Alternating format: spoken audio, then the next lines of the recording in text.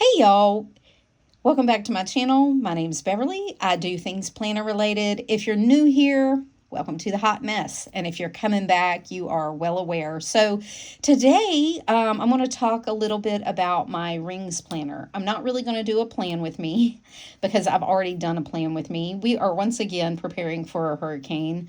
And I've been really busy and it's already Tuesday and I've already set up my week. So there's no need for that. But I am going to do a top 10 pros and cons of having a ring planner. I have been in this planner about a year. Rings about a year. So between my A6 that I started last November, I know I was in it in November-ish, to now, which I'm in personal rings. It's been a journey, my friends. It's been a journey, and I understand some people's hang-ups with the ring planner when, especially like for me, coming from an OG bullet journaler. I was intimidated. I was like, I don't even know if I'm going to like this. It seems so complicated. So I just want to talk about the 10 pros and cons that I found in my rings planner, and like discuss some ways around the cons, so to speak. So it's not just pros and cons, but ways to fix it, or ways that I see to fix it. Okay, so let's start and get in. If that's something you feel like you want to do, then stick around. So my first pro is customization. You can do anything you want in here. I have seen I have seen so many setups. There's so many different ways. You can pretty much make rings anything you want. It can be as simple as you want or as complicated as you want. You can have as many inserts. You can have it super thick. You can make her chunky. You can make her thin. You can do whatever you want in here. You can lay it out however you want. Okay, so customization is my number one pro for this book. It is also my number one con. Because you can do so much, it can be overwhelming. It can be too much. You can go down a huge rabbit hole. Yeah, so it can be a customization is a pro and a con. Just like, there's a good side and bad side to it all. That is the one thing about book bound planning. There's only so much you can do to it because you can't change the book. And if you buy a printed, like a dated planner or an already pre-printed planner, you really don't have any customization. You have to follow their layout or you have to work around it. There's a lot of hoops you have to jump through to get there. This completely customizable. So that can be a pro and a con, depending on how deep the rabbit hole you go. Okay. Number 2, pro and con, is flexibility. So you can move things around. You can have as many sections as you want. You can change things up. You can just wake up and decide that you want a complete do-over today, and fix it. Don't like horizontal weeks? You know what? In the middle of the week, you can just print out a new one, do something else. So it does have that flexibility of, changing whatever you want. It does have the flexibility to fluidly flow however your life is flowing. Yeah, it's great. It's great. It is also a con because you are always looking for that next thing. Well, this doesn't quite work. Let me try something else. This doesn't quite work. Let me try something else. Instead of making this work like you have to in a bound book, you have the ability and the flexibility to change whatever you want. Which, again, you can go down a rabbit hole And yeah, just you can buy an insert for everything you have. Recipe inserts, wellness inserts, password inserts. You doing the 12-week year, they have inserts for that. Want a Bougeot, they have an insert for that. Like, there's so much flexibility in this that it's great, but you can also get overwhelmed with that flexibility and never stay steady in a planner, even though it's the same planner, you can change it up so much that it never feels like the same planner. That's also a pro. You can change the whole thing. Just wake up one day and say, hey, I'm going to change everything in here, and have that flexibility, but you still be able to use the same cover and the same out thing. So, it can be a pro and a con. All right, 3, it's an all-in-one book. What can I fit in here? Everything. I can have my monthly, weekly, daily. I can do my journaling in here. I can keep my weight tracker in here. I can do everything in here. I can run my whole life in this planner. So I don't have to buy one book for this or one book for that. I can fit everything in here. It doesn't have to be, I don't have to divide it up. I don't have to divide my life up, which is one of the things that works for me. This is over customization and flexibility. All in one book is my top. Those are my top 3 with the Rings planner. That's what works for me. It's flexible. I can customize it. It's flexible, and I have everything all in one planner. I'm not a divided person. So I have real trouble with my ADD trying to do multiple things, because I'm also an out of sight, out of mind. So unless I'm going to carry around all of my books all at one time, I'm not going to use it. So I have to have everything in one book. Now, it's also a con because you try to shove every single thing in one book. You can make this really complicated, try to track everything, try to do everything in this one book. And I've seen planners that can hardly flip. My OCD won't let me do that. So I move things in and out as I use them. I take things out and I just keep it to the side, and then I move it back in as I, I missed this or I missed that. So that's great. That's where the flexibility comes in. But you can try to shove everything in there. And if you are not a person that can limit yourself just a little bit, it can easily become overstuffed and you can't even snap this closed.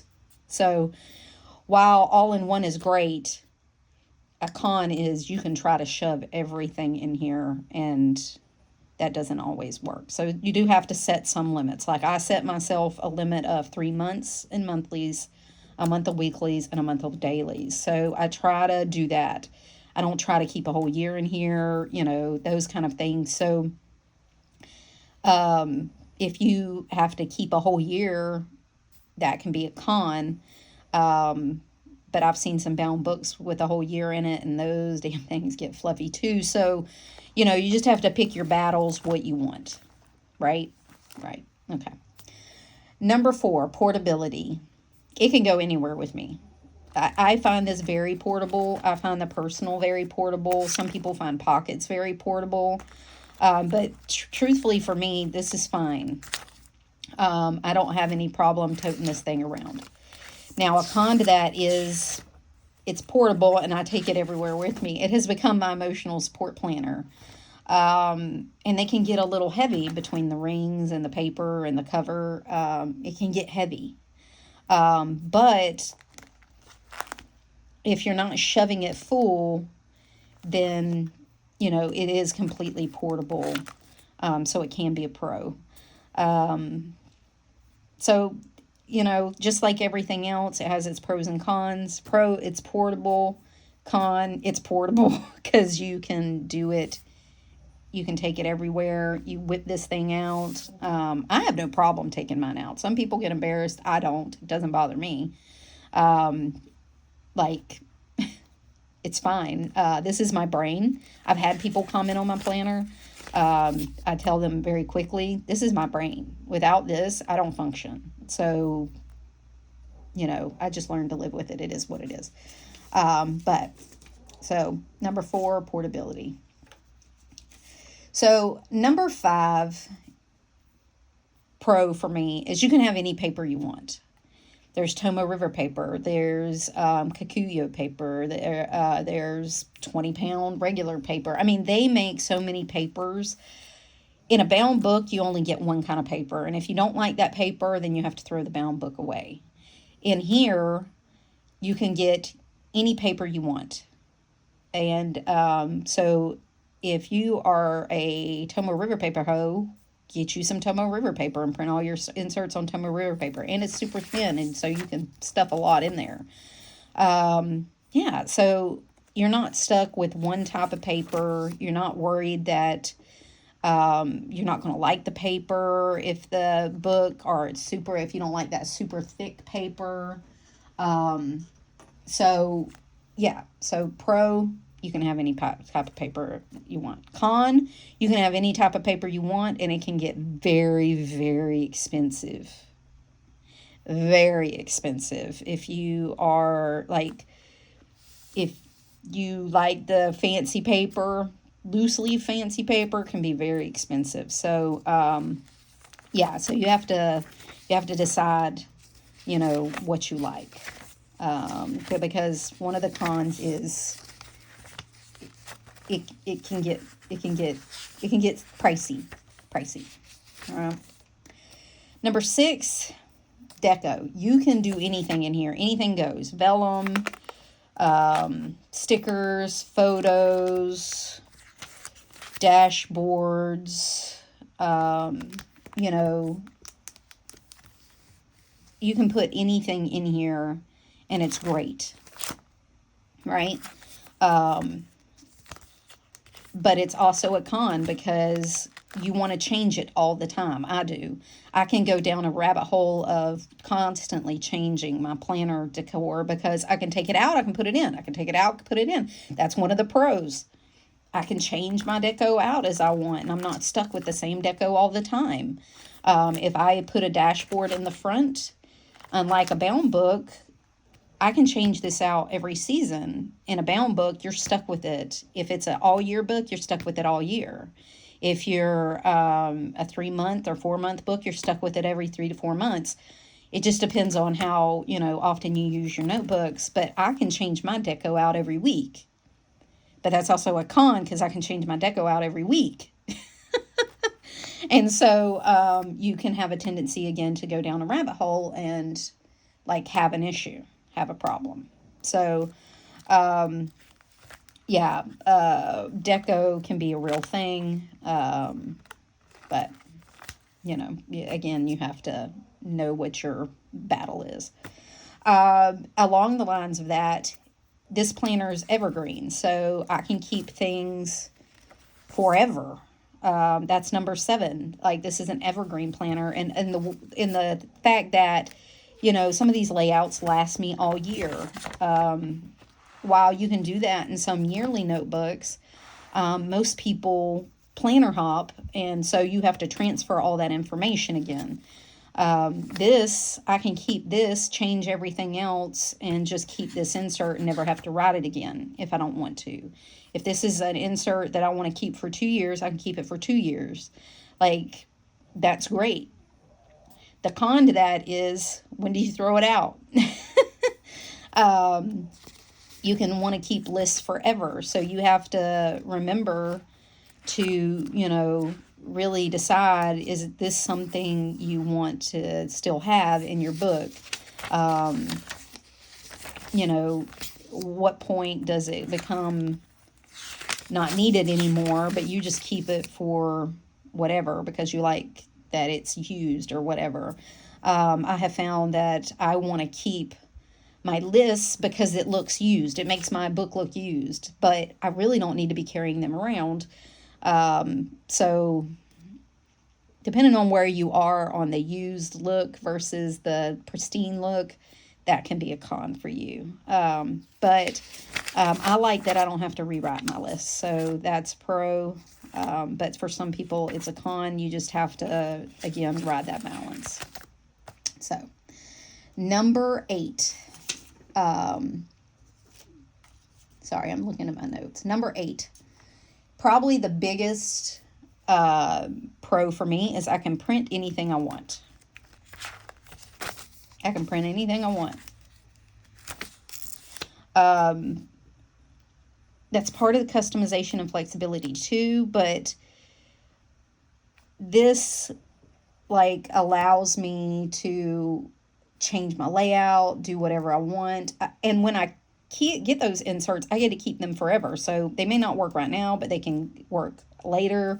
Like, so that's a pro for me. Like, I can keep this layout and, like, I can buy a layout and have it and then it not work, but I can come back to it. Those things stay with me all the time. So I can have a never-ending resource of layouts, especially if you've been in a planner. Like, I've collected a lot of layouts or a lot of printables over this past year being in the personal rings. So, you know, like, that's a pro for me. The con is printing. It can get expensive. It can get a lot of ink, a lot of time. I think this is where most people fail in the rings. They don't like to print. They don't like to put forth the time. I personally, for this con, I personally only print once a month. So I go in once a month. I print all my weeklies, all my dailies. I print extra notes pages. I cut any extra notes pages, like when I'm using like these these little trash notes from like my $1.25 tree that I use in here. I cut enough of these for a month worth of use. I keep a separate planner that's just blank inserts in case I need extras. Like, so you can get around that. But I just print once a month. Again, a con can be that if you don't have a printer, if you don't have ink, if you don't, you know, another way to get around that is to print to your local Office Max or Office Depot or Staples or whatever. You can get them printed there. So depending on what your situation is, it can be a pro or a con. I personally don't mind setting it up sometime I don't. That's one of the reasons I went back to personal rings. If I just get to a point where I don't want to print, I can just buy them online.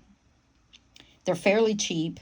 You can get the whole year, make one investment, never have to print all year. So it's up to you whether it's going to be a pro or con, much like the rest of this, right? So, and then number 10, pro and con for a rings planner. What did I do with my notes? Sorry.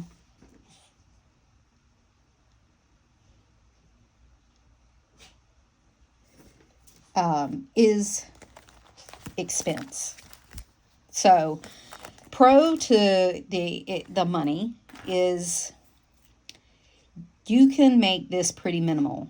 You can get covers that are fairly inexpensive. Like when Amazon has their sale, you can get a Saffiano for like $12. You can get the inserts at the end of the year and get them for $4 and redate them if you want to pretty cheaply. I mean, you can do this so inexpensively that, you know, it's way cheaper than planner hopping in books. Some of those books, like Hobonichi, Sterling Ink, some of those books can run, you know, especially if you have to buy multiple, can run a couple of $100. You can do this for way less than that. You don't have to have the expensive deco. You don't have to have any of that. You can do this so cheap. The con to that is you can also do it very expensively. Gillios are expensive. Deco, some of this deco is expensive. Yeah, so cost. It can be great or it can be awful. So I would suggest, if you've never been in rings, go do a cheap one. Buy inserts now at the end of the year. Buy a Filofax on Amazon or one of the Amazon cheaper planners. They're sold under size A6. I can link a couple of them below that are fairly inexpensive, and try it out. See if you like it. Go to your local Michael's or Hobby Lobby. Use that 40% code, or wait till they're on sale. Then, or clearance at the end of the year. Go get them. Try them out. There's so many options to do this cheaply. You can put blank paper in here and just put cheap blank paper in here, or graph paper, and make a whole notebook. Draw out your layout. See if you like the size. Figure out what you want, then invest. Or you can just dive in, spend a lot of money, waste a lot of, I wasted so much paper trying to learn how to print.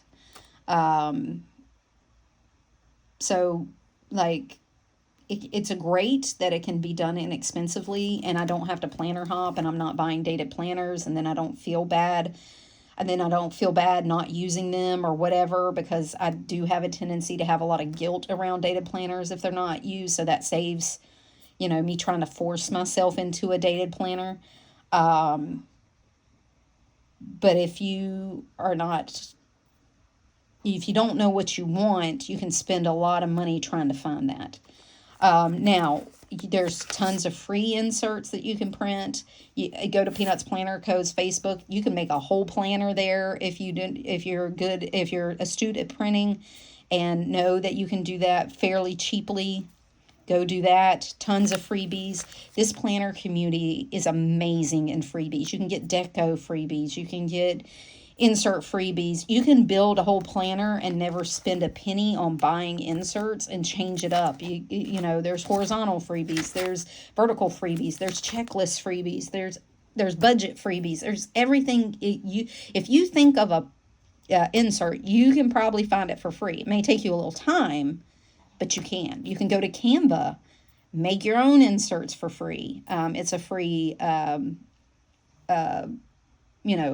service on, that you can use. So, and they have plenty of deco and stuff that you can print out and make free, but, or it can get very, very expensive. So, those are really my top 10 pros and cons. Every single one of them is a pro and a con, depending on how you deal with it. There are ways around it.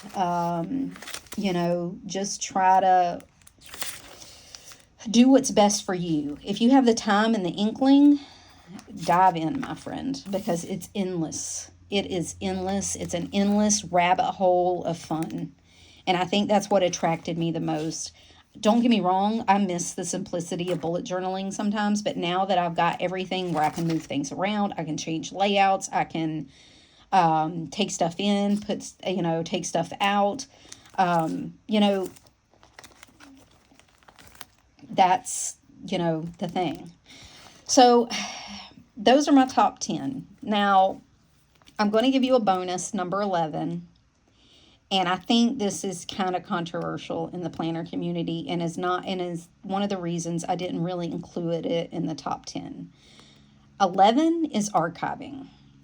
Now, for me, it's a pro because I get to pick and choose what I keep.